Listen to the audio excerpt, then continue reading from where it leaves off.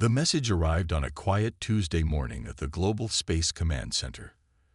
At first, the communications team thought it was just another deep space signal, like the hundreds they received each day. But this one was different. This one was meant for them. Captain James Miller stood before the massive display screen, his weathered face illuminated by the strange symbols floating in the air. Next to him, Dr. Thomas Reed adjusted his glasses for the fifth time in as many minutes, his hands trembling with excitement. "It's an invitation," Reed explained to the room full of military officers and scientists. "The signal contains coordinates and instructions. They want us to send representatives." The room erupted in whispers. Humanity had only recently discovered faster-than-light travel, and here they were, receiving their first alien contact. But it wasn't just contact. It was an invitation to something far more significant. Within hours, the message had been decoded further. It came from an organization calling itself the Galactic Council, and they had a simple request. Earth was to send its best team to participate in what they called the Universal Trial. "What exactly is this trial?" Lieutenant Ann Walker asked, her military training evident in her straight posture and direct gaze. She stood at the back of the room, analyzing every word with careful consideration. Engineer Mark Cooper, who had been quietly working on his tablet, looked up. "According to the transmission, every spacefaring race must attempt it. It's some kind of test, but they won't say what kind." The next few days passed in a blur of activity. World leaders debated, scientists argued, and military strategists planned. In the end, they all agreed on one thing. Humanity had to accept the challenge. The real question was, who would go? Captain Miller's team was chosen for their unique combination of skills and their proven ability to work together under pressure. 5 people who would carry the hopes of humanity with them into the unknown. On the morning of their departure, the launch facility was unusually quiet. The massive ship that would carry them to the coordinates loomed above, its silver hull gleaming in the early morning light. Kate Wilson, the team's cultural specialist, looked up at it with a mix of awe and apprehension. "Did you know," she said to no one in particular, "that we're not the first?" The message mentioned other species, hundreds of them. Miller nodded. "And none of them have passed, according to the data they sent. Over 50,000 years of attempts." The team boarded their ship in silence, each lost in their own thoughts. As they strapped into their seats, Engineer Cooper's voice came over the internal comm system. "Anyone else wondering why they keep running this trial if nobody ever passes it?" "Maybe they're waiting for someone specific," Reed responded, his scientific curiosity evident in his voice. "Or maybe the journey itself is the point." The ship's engines hummed to life, and Miller took one last look at the Earth through the viewport. It looked peaceful from up here, a blue marble wrapped in swirls of white clouds. Whatever this trial was, whatever challenges awaited them, they would face it together. As they broke free from Earth's atmosphere, a new message arrived. The coordinates were changing, leading them to something massive, a structure that defied their understanding of engineering. It orbited a dying star, its surface covered in patterns that seemed to shift and change as they watched. "Look at that," Walker whispered, her usual military stoicism forgotten in the face of such wonder. "It must be older than our entire civilization." The structure grew larger in their viewport, and with it came another transmission. This one was simple, just a few words that made their hearts beat faster. "Welcome, children of Earth. You are the 247th species to attempt the universal trial. May you succeed where all others have failed." Miller looked at his team, seeing the same determination reflected in each of their faces. Whatever waited for them inside that ancient structure, they would face it together. They were humanity's representatives, and they carried with them the strength, resilience, and adaptability that had defined their species since they first looked up at the stars and dreamed of reaching them. The trial awaited, and humanity was ready. The docking process was automatic. Their ship glided smoothly into an enormous bay that could have held 100 vessels their size. As the team stepped out onto the alien deck, Lights flickered to life ahead of them, creating a path through the massive chamber. "The air's breathable," Engineer Cooper said, checking his handheld sensor. "Temperature's perfect too. It's like someone prepared this place just for us." Captain Miller led the way, his boots making soft sounds on the metallic floor. The walls seemed to shimmer with a faint blue light, and strange markings appeared and disappeared as they walked past. Dr. Reed tried to record them with his device, but each time he pointed his camera at them, they vanished. "Look there," Lieutenant Walker pointed ahead. Through a large transparent wall, they could see other chambers. In each one stood creatures of different shapes and sizes, some tall and thin, others short and wide, all clearly not human. 12 chambers, 12 different species, all watching them. "They're the council representatives," Kate Wilson realized. "They're here to observe us." A voice filled the chamber, speaking perfect English, but with an odd echo that seemed to come from everywhere at once. "Correct, observers Wilson. The council oversees all trials. Your species is of particular interest to us." The team gathered closer together as a holographic figure appeared before them. It kept shifting between different alien forms, never settling on one shape. "I am the keeper of trials. For 50,000 years, I have tested species who reach for the stars. None have succeeded. What exactly are we being tested for?" Miller asked, his voice steady despite the strangeness of their situation. The keeper's form shifted again. "Each species faces their greatest fear. Not the simple fears of death or pain, but the deep fears that live in the heart of your collective consciousness. The trial is unique to each species." Dr. Reed stepped forward, his curiosity overtaking his caution. "How do you determine our greatest fear?" In response, the walls around them lit up with images. Earth's history played out before them. Wars, disasters, triumphs, and failures.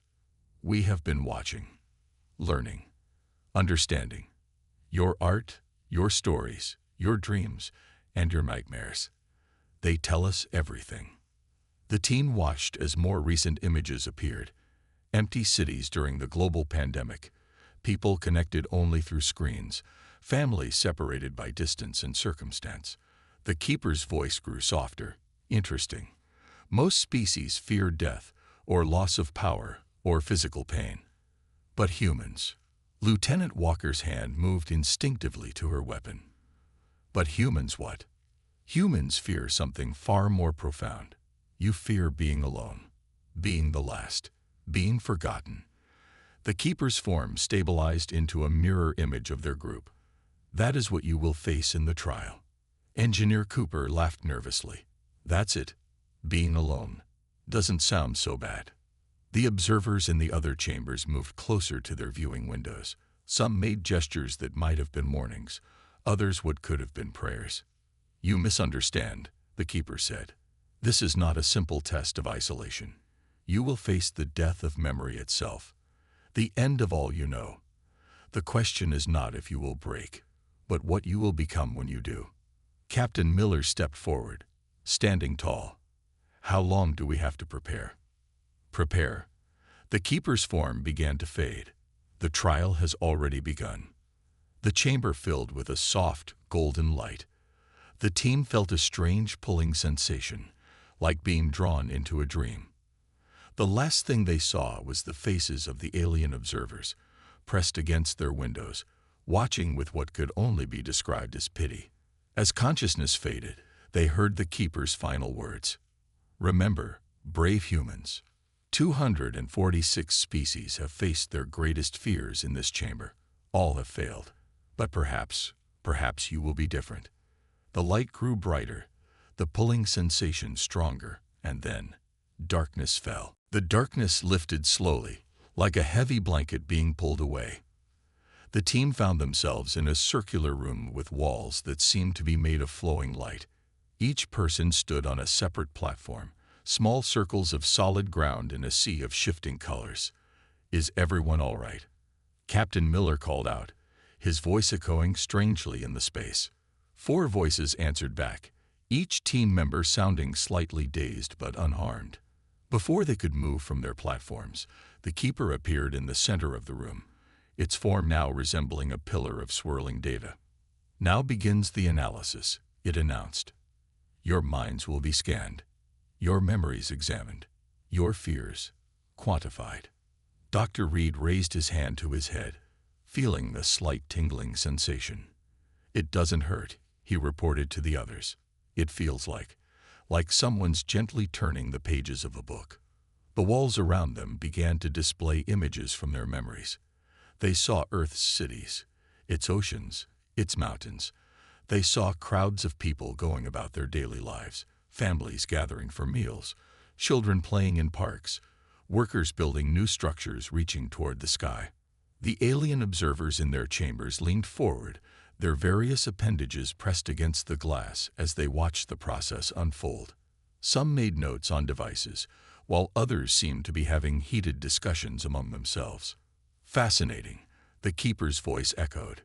"Your species builds communities even when it makes more sense to remain apart. You create art that serves no survival purpose. You keep records of those who died thousands of years before you were born." Lieutenant Walker watched as images of ancient cave paintings floated past. "Of course we do. It's our history. It's who we are." "But why?" The keeper's form pulsed with curiosity. "Why preserve what is already gone? Other species focus only on the present and future. They delete what is no longer useful." Engineer Cooper laughed. "Delete history? That's crazy. How would you learn from your mistakes?" The images change, showing libraries, museums, digital archives. Kate Wilson's voice was firm as she spoke. "We remember because every story matters. Every person who lived, every civilization that rose and fell, they're all part of us." The keeper moved closer to each team member in turn, its light dimming slightly. "And therein lies your greatest fear. You fear not death, but being forgotten.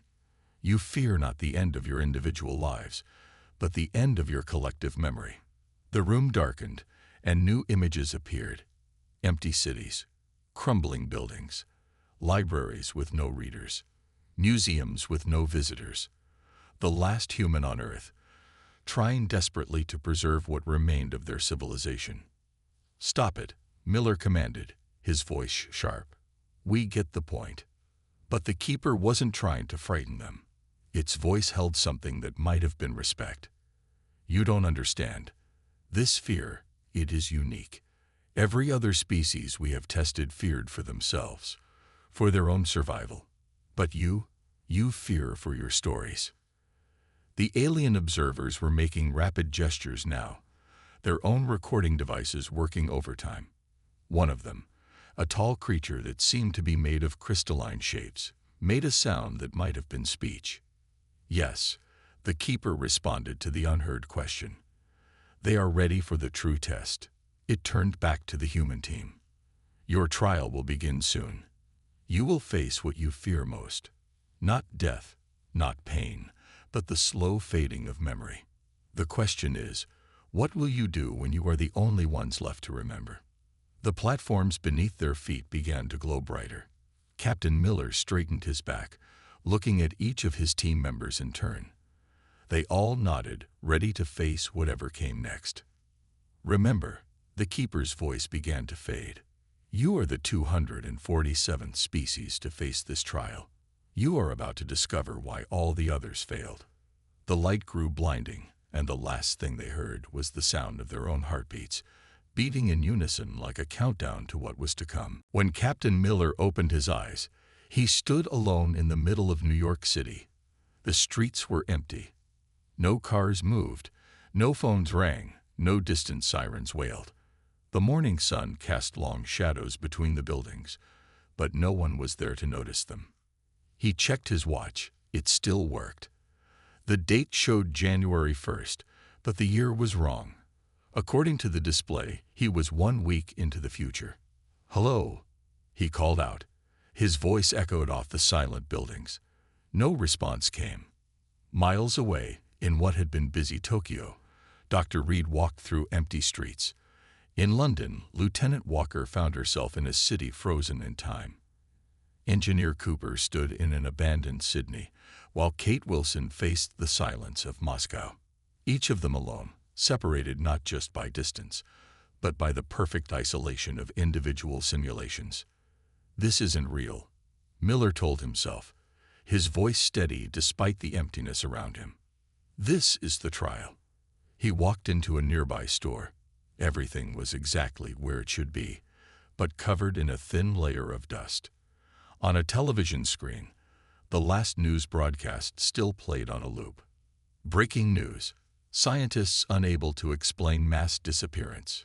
In his own simulation, Dr. Reed had already started keeping a journal. Day 1, he wrote. The power still works. Internet is down. No radio signals. No phone service. But the buildings are intact. It's as if everyone simply vanished. Lieutenant Walker had taken a more practical approach. She was marking buildings on a map, noting which ones had supplies she might need. Focus on the mission, she muttered to herself. Stay alive. Find others. Cooper had climbed to the highest building he could find, setting up a makeshift signal beacon. Someone has to be out there, he said to the empty air. Someone has to be left. In her simulation, Wilson wandered through a museum. She stopped at each exhibit, reading every plaque, memorizing every detail.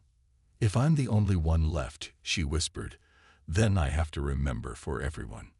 Days passed in their separate worlds, then weeks, then months. Miller started leaving notes in every city he visited. I am here. I remember. You existed. He dated each one, marking the passing time. Reed filled notebook after notebook with observations, memories, and stories. Even if no one reads this, he wrote, it matters that someone tried to keep the record. Walker had turned an entire library into her base of operations. She organized books, preserved important documents, and learned everything she could about maintaining the city's infrastructure. Cooper kept his beacon running, but also started learning how to operate and maintain different machines. If I'm the last, he decided, I'll keep things running for whoever comes next. Wilson traveled from museum to museum, gallery to gallery, carefully protecting artwork and artifacts. She talked to them sometimes, explaining what each piece meant, keeping the stories alive. None of them broke. None of them gave up. In their observation chambers, the alien council members watched with growing amazement. No species had ever responded this way before. Where others had fallen into despair or madness, these humans were preserving, protecting, remembering. The keeper's voice echoed in their chambers. 1 year has passed in their perceived time. Previous species usually broke within the first month. These humans, they're not just surviving, they're archiving. One of the crystalline observers made a gesture of disbelief. Another, a floating cloud of particles, registered what might have been excitement. Continue the simulation, the keeper commanded. Let's see what they do next. In their separate worlds, the 5 humans kept going. They didn't know they were being watched. They didn't know they were passing a test no other species had passed. They simply did what humans had always done. They preserved what was precious. They adapted to survive. And above all, they remembered. The trial was far from over, but something unprecedented was happening. For the first time in 50,000 years, the Watchers were beginning to hope. 2 years had passed in their simulated worlds. The alien observers watched as each human faced what they believed would be their breaking point. But something unexpected was happening. In his empty New York, Captain Miller had turned Central Park into a massive memorial garden. He planted trees for every country, every city he could remember. Each one had a plaque with stories about the people who once lived there. Today I finished the Asian section, he said to his recorder, a habit he'd kept up for years now. Started working on a European zone.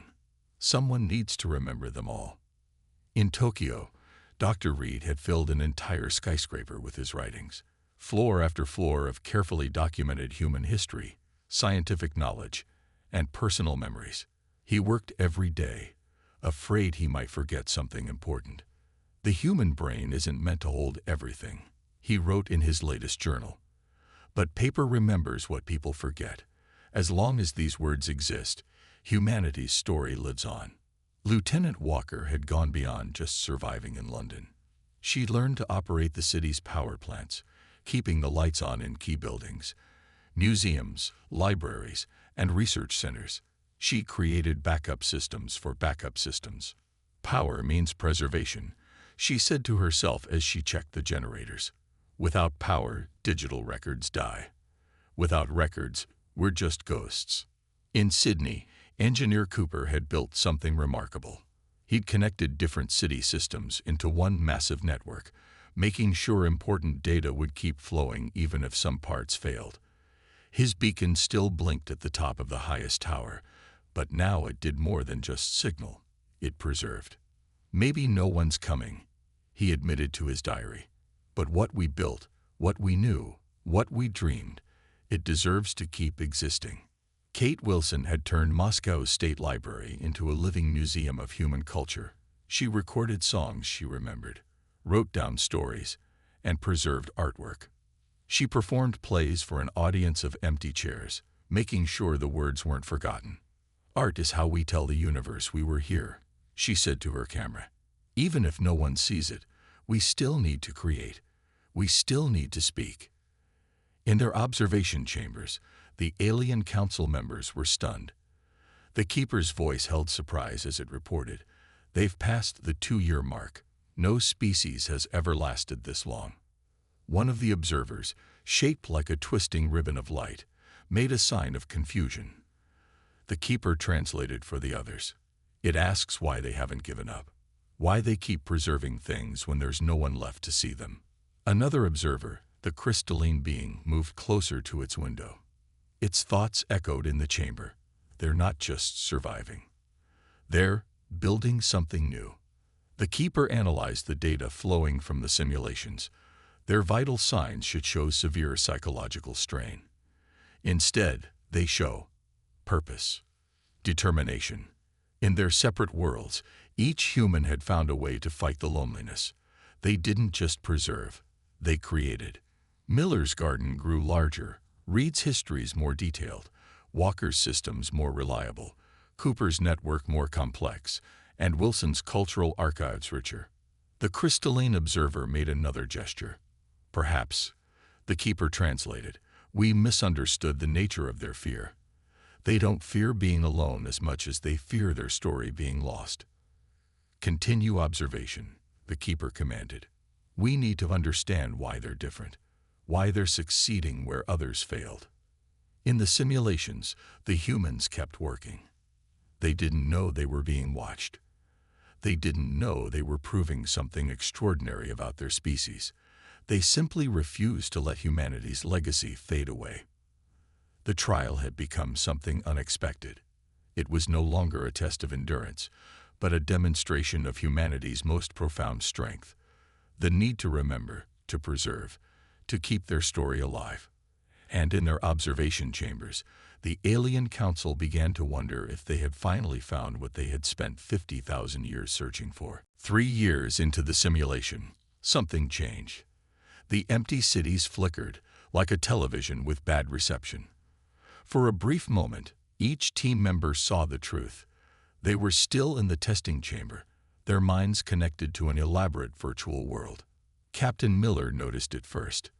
The carefully tended trees in his memorial garden wavered, becoming transparent for just a second. Through them, he saw the gleaming walls of the alien facility. It was never about surviving alone, he whispered, understanding dawning in his eyes. It was about what we'd do when we thought we were the last ones left. In Tokyo, Dr. Reed watched as his towers of documented history shifted, revealing the watching aliens beyond. His years of careful preservation suddenly made sense in a new way. Other species must have given up, he said to himself. They must have decided there was no point in keeping records if no one was left to read them. Lieutenant Walker was checking her power systems in London when the simulation rippled. Through the gaps, she saw the keeper watching her. its form shifting between different shapes. They wanted to see what we'd do, she realized. Not just how long we'd survive, but what we'd try to save.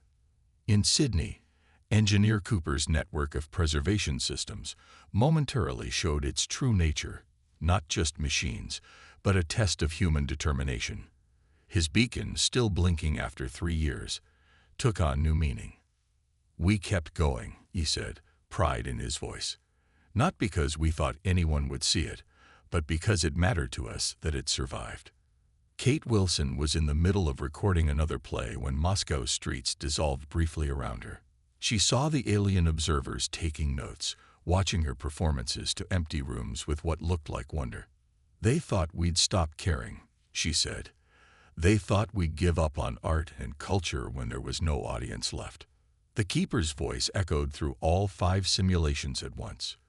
You have discovered the truth. But the question remains, why did you continue? Why preserve what no one would ever see? Miller's voice was strong as he answered, because that's what humans do. We remember, we preserve, we make sure nothing is truly lost. Other species, Reed added, might focus only on survival. But humans, we survive by remembering, by keeping our stories alive. Walker stood tall in her power station. Every civilization that came before us left something behind. We owed them the same respect. It's not about who's left to see it, Cooper explained. It's about making sure there's something left to find. Wilson's voice carried the passion of 3 years of solo performances. Art, culture, history. They're not just entertainment. They're proof that we existed, that we mattered. The simulated worlds faded completely, bringing the team back to the testing chamber. The alien observers had moved closer to their windows, their various forms showing signs of what might have been excitement. The keeper's form stabilized into a shape that resembled a mirror, reflecting each team member. 246 species before you saw this test as a punishment. They raged against the loneliness. They gave up when they thought no one would remain to see their works. But we didn't, Miller said, looking at his team with pride. No, the keeper agreed. You did not. Instead, you showed us something we had never seen before. You proved that true civilization isn't about surviving for yourself. It's about preserving everything that makes life worth remembering. The alien observers began to make gestures of approval. The crystalline one glowed with bright colors, while the ribbon of light wove complex patterns in the air. You have not just passed the trial, the keeper announced. You have revealed its true purpose. And now we have something important to show you. The chamber began to fill with a warm, golden light. But this time, it wasn't the light of simulation. It was the light of revelation. The real test was about to be revealed. The golden light faded to reveal something none of the human team had expected. Behind the observation windows, massive archives stretched as far as they could see. Digital records, preserved artifacts, and stored memories from thousands of civilizations filled endless rooms. Welcome, the keeper said, to the great archive of the galaxy. The alien observers stepped out of their chambers, joining the humans in the main room. The crystalline being glowed with soft colors as it approached them. The keeper translated its thoughts. For 50,000 years, we have searched for a species worthy of becoming the next archivists, a species that understands the true importance of memory. Captain Miller looked at the enormous archives with wonder. All this time, you weren't testing our fear of being alone. No, the keeper agreed.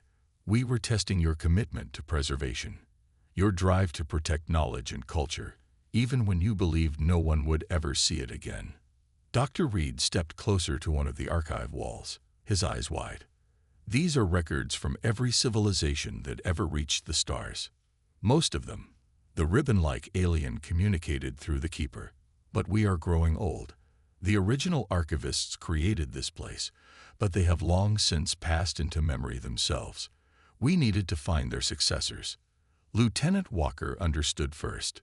You want us to become the new guardians of these archives. Yes, the keeper confirmed. Your species has proven itself unique. Other races preserve knowledge for practical reasons, to use it, to learn from it. But humans, the keeper's form shifted to mirror their determined expressions. Humans preserve knowledge simply because they believe it deserves to exist. Engineer Cooper walked to a control panel, studying its design. That's why you tested us with isolation. You wanted to see if we keep preserving things even when we thought we were the last ones left. Precisely, the crystalline being communicated. All other species eventually decided there was no point. They asked, why maintain records if no one remains to read them? But you never asked that question. Kate Wilson touched a nearby display, bringing up images of ancient alien artwork. Because for us, the act of preservation itself has meaning, whether anyone sees it or not. The keeper moved to the center of the room. Humanity's greatest fear was not being alone. It was the loss of memory, the fading of stories, the death of culture. This makes you perfect for what we need. And what exactly is that? Miller asked. The alien observers gathered around them as the keeper explained. We offer Earth a unique position in the galaxy. Your world will become the new center of the Great Archive. Your people will be trained as the guardians of galactic memory. Every story, every piece of art, every scrap of knowledge from every civilization that reaches the stars, it will all be in your care. Not because we're the strongest, Reed asked. Not because we're the smartest, Walker added. No, the keeper's voice held what sounded like pride. Because you understand something that took us 50,000 years to find, that the greatest achievement of any civilization is not what it builds, but what it remembers. The team looked at each other, then at the endless archives around them. 3 years of isolation, of preserving humanity's memory alone, had prepared them for exactly this moment. We accept, Miller said simply. The alien observers made gestures of celebration. The keeper's form brightened. Then let us begin. Earth has much to learn, and the galaxy has so many stories to share. As the team followed the keeper into the archives, they realized that their trial hadn't just tested humanity. It had revealed humanity's greatest strength. In a universe full of races that looked to the future, humans were the ones who understood that the past was equally precious. They had passed what every species failed, not through strength or intelligence, but through their simple, unwavering belief that every story deserved to be remembered. And now, they would remember for the entire galaxy.